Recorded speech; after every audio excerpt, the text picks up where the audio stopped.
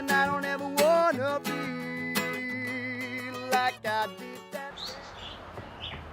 When you hear heroin, you likely think big city, not here, someone else's problem. But the highs and lows of heroin addiction manage to flood right into the Valley, and the abuse, it starts a lot closer to home than you'd think. I mean, I had a great childhood. I did everything I wanted to do, played sports and stuff like that, and had all the opportunities I could ask for. This young man is a college student right here in the Valley. He looks a lot like your typical 20-something kid.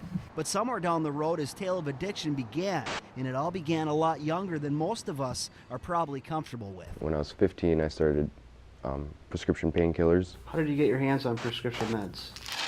Oh, I tell you what, middle school and high school was the easiest place to find prescription pills ever. I mean, I'd get them for free from one kid sitting next to me, and you know, people would take them from their parents' cabinets and whatnot, and they're just really easy to find. And so at the ripe age of 15, his story of addiction begins. I told the story before, and I said that I was hooked the first time I tried it. Oxycontin, Vicodin, codeine, morphine, methadone, fentanyl. Sadly, the story isn't all that uncommon to law enforcement, because it has the same effects of a pain reliever. And it can oftentimes lead to the next step, the other drug in the opiate family. But now they're dealing with something that's in a whole different league. It was the opiates, painkillers, pill abuse that gradually brought this young man and nearly 200,000 others in 2011 to try heroin for the first time. And then you find a vein, and as soon as you put the needle in and pull back and see blood, then you know you're in. And that's honestly one of the most addicting parts, is the needle.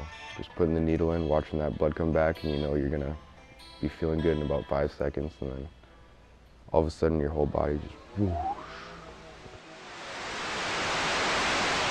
While abuse of prescription pills for pain was reported to be going down in 2011, heroin use was reported to be going up. But when you get down to it, some of those pills are not much different than heroin. And heroin has made it here. Actually, when I moved to the Valley is when I started getting heroin more.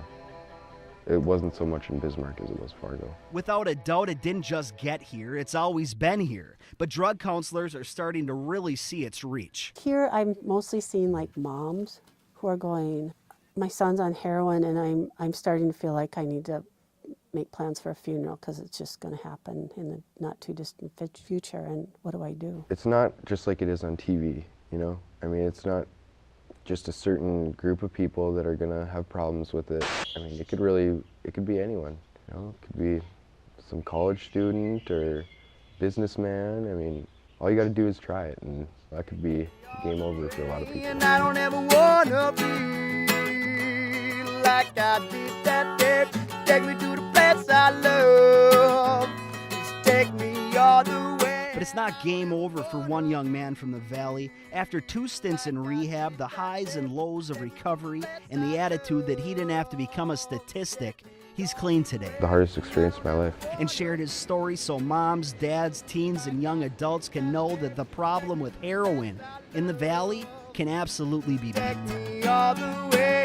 I'm just now kind of starting to see myself as a person rather than a junkie. And it's, 6 months later, and there's been slip-ups and stuff, but it doesn't control my life anymore. I give my life away, none of the bridge that down. I think it's Heroin. In the Valley, Eric Crest, Valley News Live. Yeah,